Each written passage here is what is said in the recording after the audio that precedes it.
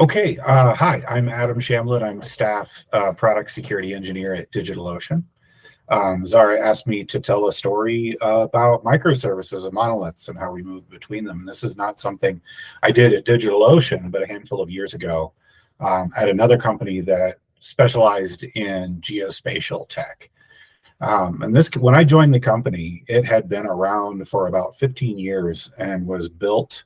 Their application was built on an AWS EC2 compute instance as, I guess, what you'd call a tightly integrated monolith, and that it was built by a web application built around Ruby on Rails.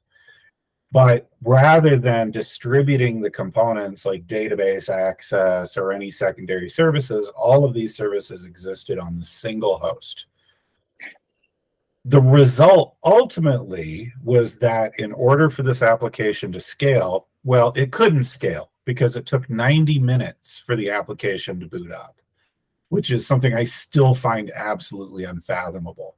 So you can't plan automatic scaling around 90-minute increments, right? Because we plan our scaling around rapid increases in traffic or decreases in traffic, right? So you want to be able to bring up a new instance of your application to handle additional load faster than the traffic is actually accelerating. 90 minutes, forget it. That's unscalable.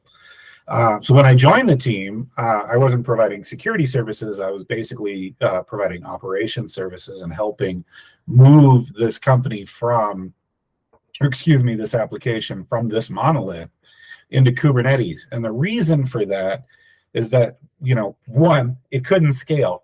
But not only did we want the application to scale, we needed the parts to independently scale. And that's kind of the most important thing you get out of Kubernetes and microservices, is that if you have one particular part of the application is actually very light in CPU load, for example, you might not scale that part of the application at all. But another part of the application may require multiple replicas. We actually had no way of knowing what the need was going to be. So we had to treat this monolith kind of as a whole and start to peel off parts of the application as new microservices. Now, we had to do this, though, while the car was still moving. We couldn't shut down or wait for a 2.0 release. We needed to continue business and begin the scaling process, or this move and scale process, right away, and while customers were using the application. So there were a couple of things taking place. First, our web developers and application developers were working on writing microservices for portions of the application that could be peeled off safely. And when I say peeled off, I really just mean a new service is replaced, or a new service is created and replaces some functionality of the monolith. Every one of those was written in whatever language was convenient at the time, and every one of those was containerized. And so as they became available, these were building blocks that I and my team could use to start assembling the application in Kubernetes. The other important piece, and this gets into service mesh. The one we were using was called Istio. I won't get into the specifics of that, but there was a cool feature of Istio that allowed us to make the monolith look like it was part of the cluster. So right away, all traffic is now coming in from Kubernetes. Great news, right? So we don't have to worry about any strange routing. And we were able to start performing application routing at layer 7. So if you're familiar with the OSI model, which I hope you are, and if you're not, go take a little while to find out. Layer 7 is the topmost layer. It's the application layer. And what that means in a web context is we could actually start to identify at different places in the path, in the URL, to say, well, these requests will go to the monolith, and these requests will go to the new microservice. This was exceedingly powerful to do in Kubernetes, right? Because like I said before, new microservices were being written that could take the place of portions of the monolith, but I could keep the monolith running. So every time a new service was done and tested and ready to be deployed to production, we could say, go ahead and deploy that container, with whatever scaling rules, based on, memory network, CPU throughput, whatever. We would scale on whatever metrics was important for that component. But then as it was deployed, we could then change the request table, basically the incoming layer 7 routing, and say, okay, well, now this path used to go to the monolith. It'll go to the microservice. Now, to give an idea of how powerful this was, I can't remember exactly how many services we were generating, but I think by the time I stopped working on the process, it was upwards of 10. So I think it's somewhere between 10 and 20 microservices have been created in that first year. We were able to deploy all of these one by one, test and get user traffic on them. Basically, at the end of 1 year, we were able to then take down the old monolith without users ever having any idea this was taking place. This is kind of like the ship of Theseus problem. Is it the same application when you're done? Because by the time we had reached our journey, the entire ship had been utterly replaced. And then once that was done, super duper, right? Now each part is scaling independently. We're capable of scaling it all. And it allowed us to start moving traffic globally. So, right, instead of being able to only run in one region or one data center, we're able to start to distribute this across multiple, I guess in AWS, you would say availability zones within a region. And then ultimately globally, so we could move across data centers, across regions, across the entire planet, with failover between them.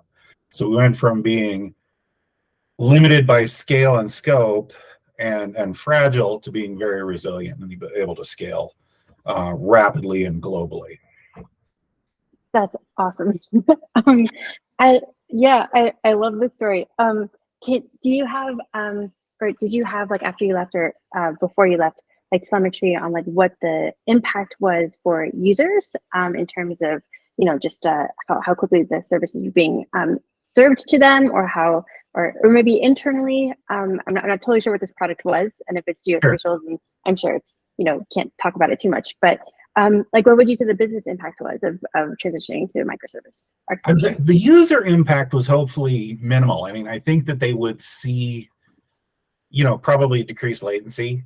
And the reason for that is we could start to move the application to where our users were. The business impact was far greater because we were really limited.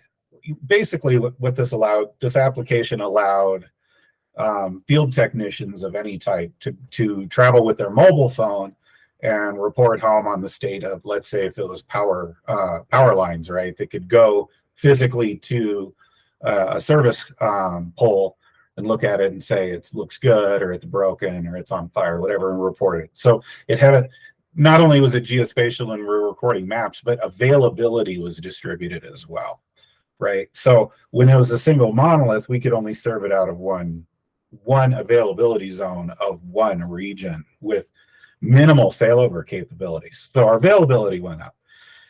But then our sales force was then able to start tackling new markets further afield than where we were originally running, which was in the East Coast United States. We had huge demand on the West Coast of the United States and then Australia. So it took a little while to be able to move to Australia for a lot of political reasons, but to be able to distribute across the United States meant now that our customers could more reliably use our application with minimal latency, and our salespeople could then seek out new markets, new targets that would have been difficult to support well otherwise. Yeah, absolutely. That's super. That's amazing. There's so many questions that I have, and I'm sure my students would have some different questions. I'm trying to bring their brains to this conversation. Sure. I have a question about how you managed your data. I think you said at first that your database was running on the same EC2 instance as the application. Yes. And then once you started to build out your distributed application, how did you manage data persistence, given that you're kind of breaking out these microservices, or the monolith into microservices? Well, okay. So there were problems that needed to be fixed that I think they're still probably working on. right? So the temptation when you're adding a database to any application is to have the parts of your application that need the data to interact with the database directly.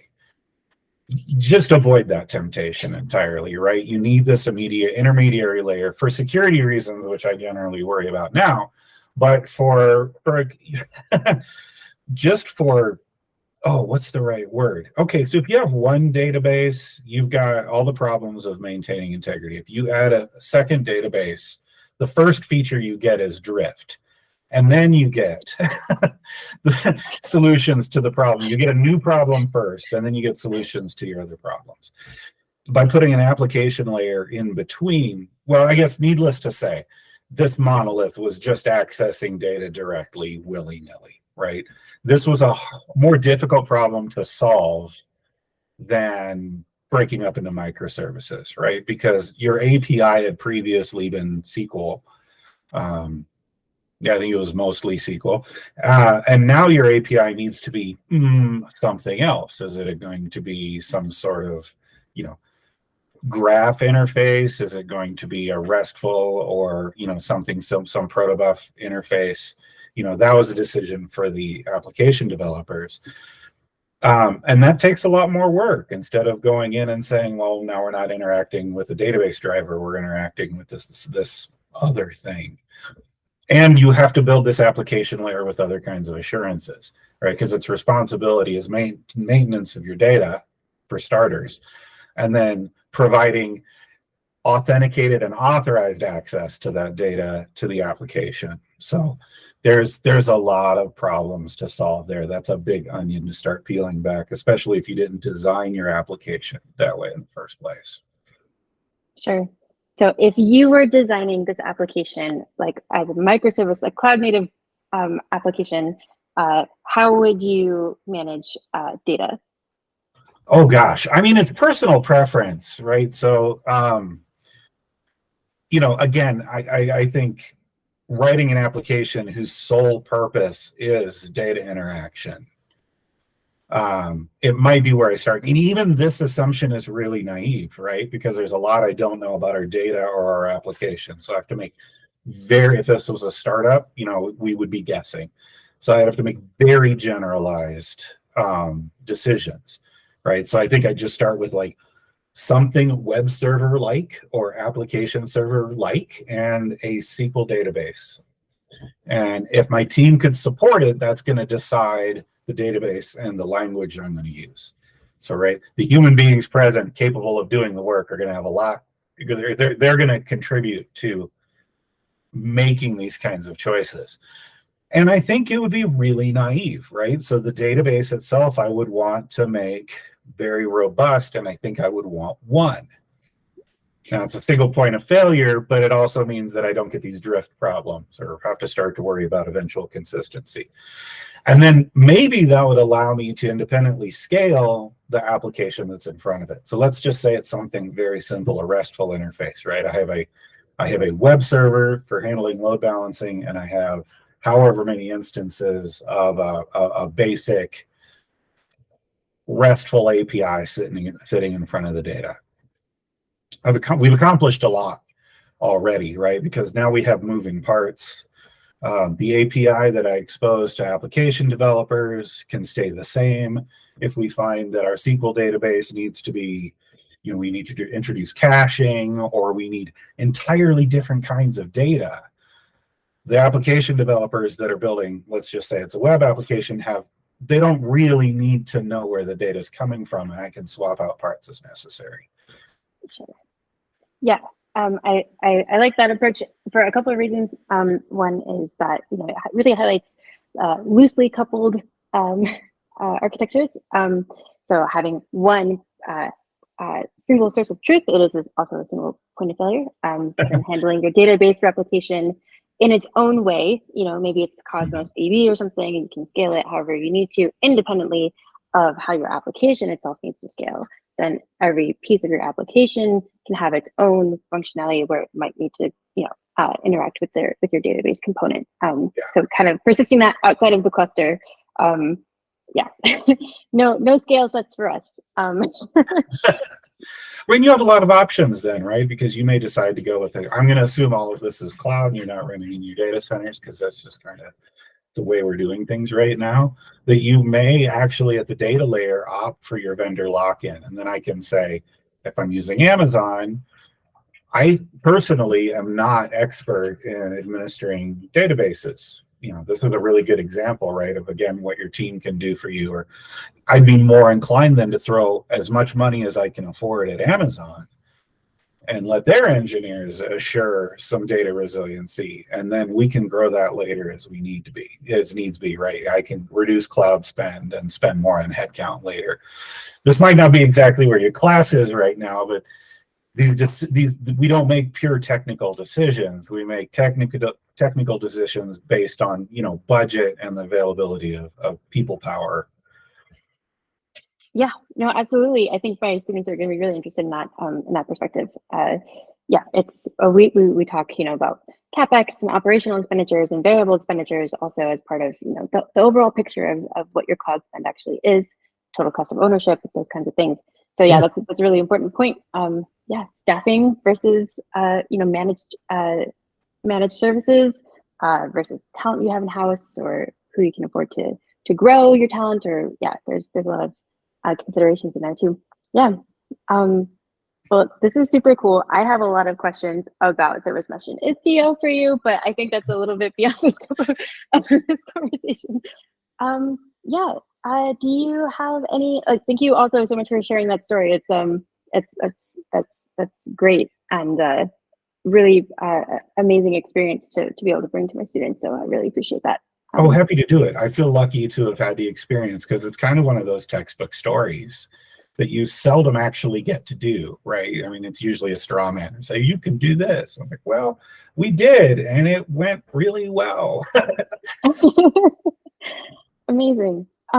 Yeah, do you have any other like general thoughts around monoliths versus microservices? And I'll bring in a little bit of the debate to my students. Also talk about the Prime Video example from earlier this year, things like that. But Sure. Yeah, but anything else you want to give your 2 cents on? I've been around long enough to see some of these technical decisions become more fashion than actual engineering, right? That there's going to be a social tendency to go one way or another. A lot of times when you start an application, I think to spin off loads and loads of microservices ends up being kind of naive, because you're kind of solving problems you don't have yet, and your job ultimately is to deliver value to a customer, not produce this pure, you know, computational masterpiece, right? And you kind of want that pure computational masterpiece, but nobody's going to pay for it necessarily. And the more services you add, the more complexity you add, right? Because I do need to understand how to scale each part, how they fail, and that's an entirely different conversation. Because there was a time when we would try to shore up our applications so they would never fail, and now we've kind of learned that we can let them fail as long as, you know, it's fault tolerance. Let them fail and, you know, respond accordingly. And if you've talked about Netflix and Chaos Monkey, you know all about that already. I would say actually start with a monolith, to tell you the truth, but start keeping in mind how you can begin to pivot. Layer 7, if it's a web application, which is the kind of core of so many things, layer 7 routing allows you to start to pivot in really interesting ways. You're going to need it to scale anyways, right? That's how your load balancers work. So maybe keep it in mind, but I would avoid getting caught up in the debate between monoliths and microservices, and maybe just start building your thing and then let the application push you in the direction you need to go, right? Because if it's hard, it's probably wrong, and if it's ugly, it's definitely wrong. So you're going to see these opportunities to say, this really sucks to work on, and realize that there's an opportunity to pivot and change. I would follow that as opposed to like starting out with a solution in mind. Absolutely. Yeah. So we don't want solutions in search of a problem. No, although those are really fun, and definitely do that in your spare time, but don't bring it to work. Amazing. Awesome. Thank you so much, Adam. I really appreciate you taking the time. My pleasure. Thanks all. Cheers. Bye.